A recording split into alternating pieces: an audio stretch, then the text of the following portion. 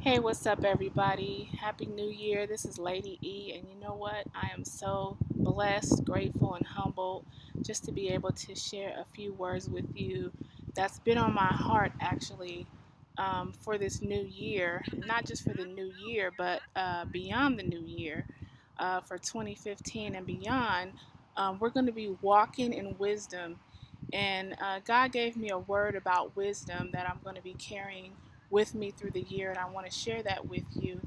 It comes from Ephesians chapter 5, verses 15 through 17, which in the New Living Translation says, "So be careful how you live. Don't live like fools, but like those who are wise. Make the most of every opportunity in these evil days. Don't act thoughtlessly, but understand what the Lord wants you to do." So, in this passage, we're given some specific instructions about our walk. First is to walk as the wise walk.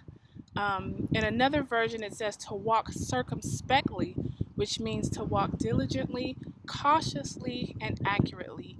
What that means is we're going to have discernment and awareness this year. We're not going to make any decisions without having our discernment intact.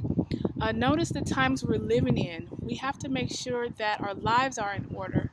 And we have to make sure we have an appropriate response to the things that are going on. Are we going to take action? Are we just going to sit idle and not do anything?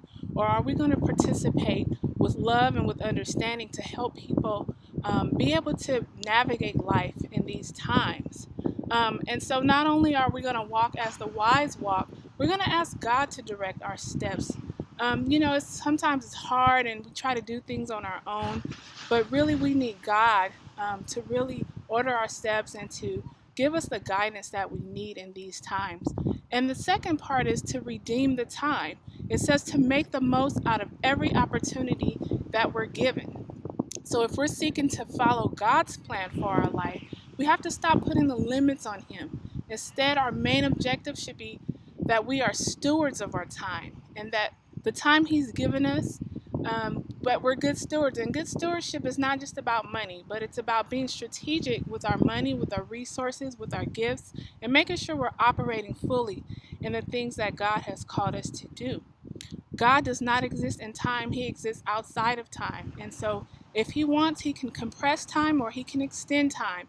It really just depends on the situation and His plan for your life. So just be open and be flexible to what He has for you. Psalms 90:12 says, "Teach us to number our days that we may gain a heart of wisdom."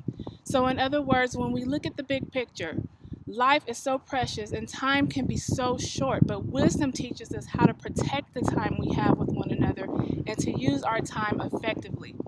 Lastly, understand what the will of the Lord is. Our discernment level has to be very sharp in order to understand the will of God. Not everything will make sense to us, but we still have to give Him our yes.